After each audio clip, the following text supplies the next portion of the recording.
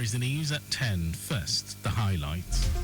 Lagos State Parastatal Monitoring Office to embark on pilot verification of pensioners with independent power recruitment. President Tinubu vows to revive Southeast gas plant, fix Anambra erosion.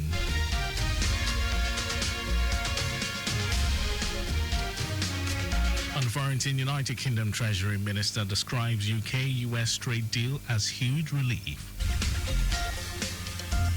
And in sports, Nigeria to face cup holders Senegal in under-20 African qualifier finals in Egypt. And now the details. I am Mike James.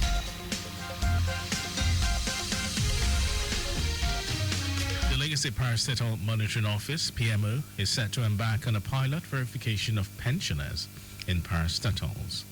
Agencies and government-owned companies imbued with independent power of recruitment within the civil service structure. The initiative is a proactive measure to ensure transparency, accuracy and efficiency in pension administration in the area of data upgrade and transparency in the payment process. Permanent Secretary, Lagos State Parastatal Monitoring Office, Adetutu Oshosoya, made this known at the ongoing ministerial press briefing to mark the second year of the second term of Governor Babajide Sanwo-Olu's administration held at Alausa. Oshosoya stated that in the year under review, the PMO conducted 36 working tour and on-the-spot assessment of parastatals, agencies and government-owned companies to ascertain their challenges and prefer solutions towards fostering better service delivery to residents in line with the Themes Plus agenda. According to Oshosoya, to drive better service delivery and end compliance with government's financial guidelines, the PMO carried out periodic evaluation of parastatals and government-owned companies through routine inspection of their books of operation, of account and other relevant books. Our correspondent Adeola Akindele reports that in the year under review, PMO organized its maiden retreat for 100 chief executive officers, heads of parastatals, agencies and government-owned companies, as well as one-day sensitization program on pension contribution management for 39 government entities.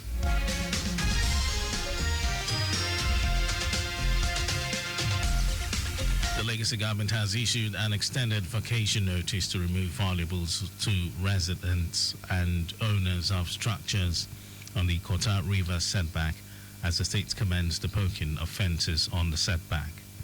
The additional notice, which was sequel to passionate pleas from some of the residents, followed the expiration of all served mandatory contravention notices served on the properties to restore drainage right-of-way along the Kota River.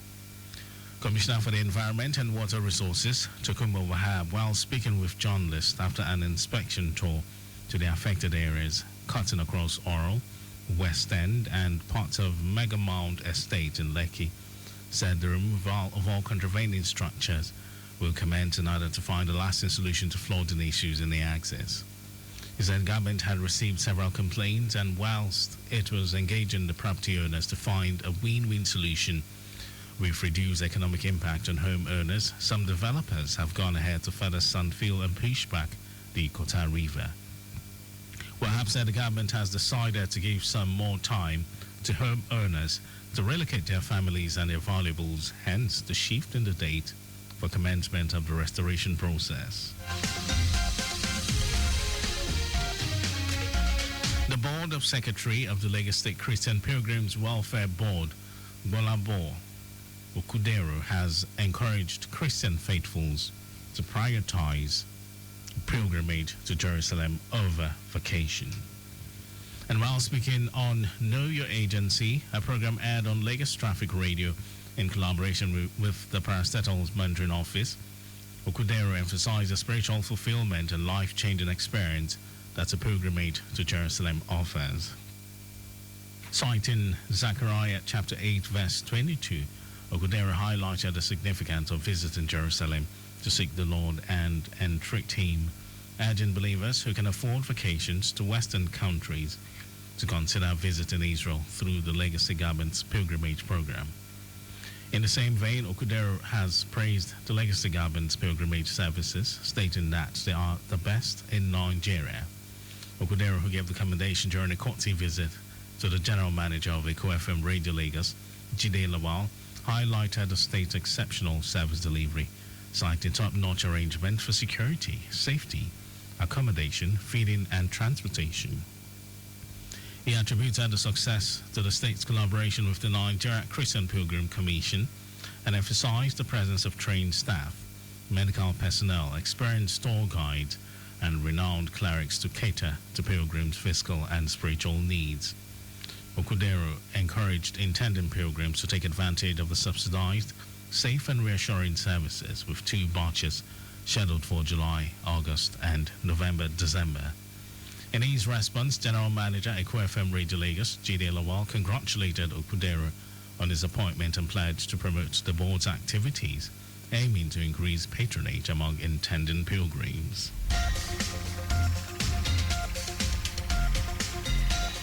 And now to the rest of the stories. President Bola Tinubu has pledged to address key developmental challenges confronting Anambra State and the Southeast region. Speaking at a reception held at Alex Ekweme Square during his state visit, President Tinubu assured the people of Anambra of the federal government's commitment to upgrading road infrastructure and fostering stronger national unity through inclusive development. Responding to Governor Chukwuma Soludo's request, the president acknowledged the persistence of abandoned federal road projects in the region, emphasizing the strategic importance of completing roads linking Anambra to Kogi State to facilitate easier access to the South, and Abuja. Tinubu addressed the state's exclusion from the National Rail Master Plan, assuring residents that the Federal Ministry of Transportation would rectify the omission. He also pledged the federal government's support for ecological investment to tackle erosion and acknowledged the state's vast gas reserves, noting that its emission from the National Gas Master Plan would also be addressed.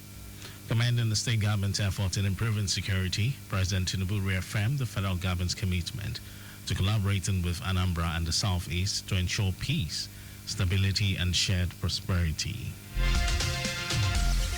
The Senate has passed the remaining 2 tax reform bills, the Joint Revenue Board Establishment Bill 2025 and the Nigeria Tax Bill 2025 after a clause-by-clause consideration during the Committee of the Whole and subsequent third reading on the Senate floor.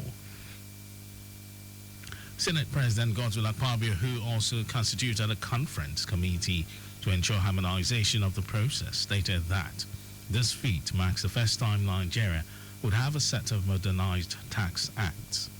Earlier, Akpabio said the Senate will set up a committee to harmonize its decision on the bills with the version passed by House of Representatives in March. Once harmonized, the unified bills will be transmitted to President Tinubu for assent. The 4 new bills include the Joint Revenue Board Establishment Bill, the Nigeria Revenue Service Establishment Bill, the Nigeria Tax Administration Bill, and the Nigeria Tax Bill. Minister for Innovation, Science and Technology, Geoffrey Naji, has warned against food adulteration and contamination in Nigeria, revealing that the country records about 200,000 deaths annually from food-borne illnesses. The minister, who spoke through the Director General of the Nigerian Building and Road Research Institute, Samson Duna, described food safety not just as a health issue but as a matter of national security and economic development. Citing statistics from the World Health Organization (WHO), Naji said that over 600 million people fall ill globally every year due to contaminated food, resulting in approximately 420,000 deaths in sub-Saharan Africa, with Nigeria alone accounting for nearly half of those fatalities.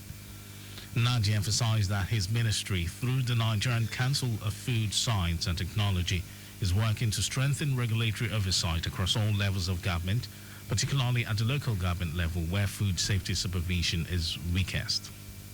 The minister highlighted that the ministry regards food safety as a science-driven enterprise and has directed relevant agencies and research institutions to take concrete actions in this regard.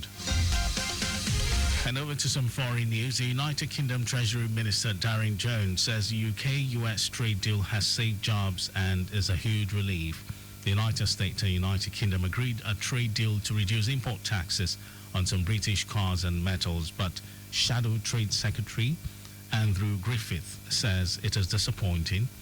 Businesses are calling for more clarity on the deal as both US President Donald Trump and UK Prime Minister Keir Starmer's announcements were light on details. As ever with deals like this, particularly where there is still quite a bit of work to be done, detail is key. The 10% tariff announced on President Trump's Liberation Day last month still applies to most other UK goods entering the US. And over to sports news, the Flying Eagles will have a daunting test in a quest to progress at the 2025 Under-20 AFCON in Egypt as they will face defending champion Senegal in the quarterfinal of the tournament on Monday. Senegal confirmed their spot as Nigeria's knockout opponent on Thursday after beating Democratic Republic of Congo 2-0 in their last Group C game. Nigeria reached the quarterfinals of the championship on Wednesday after an uncompromising 2-2 draw against Kenya in the last match of Group B. The Flying Eagles finished second on the table with 5 points, 2 behind group leaders Morocco, and drilled Tunisia 3-1 in the other match of the pool. The quarterfinal clashes an all-important game for both countries as the semi-finalists will also pick the ticket to represent Africa at the FIFA Under-20 World Cup, which will be played in Chile later this year. And that was our news at 10. But just before we go, maintain adequate distance from the vehicle ahead of you to avoid collision. You can follow us and like all our various social media platforms: X, Traffic Radio 961, Facebook, Lagos Traffic Radio 96.1 FM, Instagram, Lagos Traffic Radio 961. Subscribe and watch our news and programs. It's live on YouTube, Traffic Radio 961. You can also visit our website at www.trafficradio961.ng.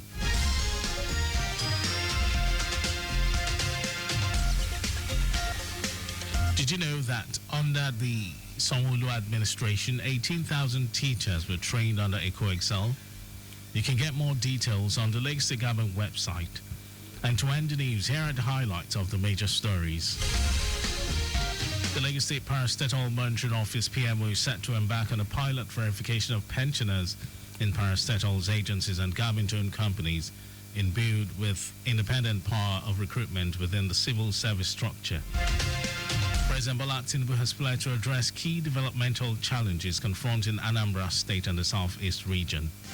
And we also told you that United Kingdom Treasury Minister Darren Jones said the UK-US trade deal has saved jobs and is a huge relief, while Shadow Trade Secretary Andrew Griffith says it is disappointing.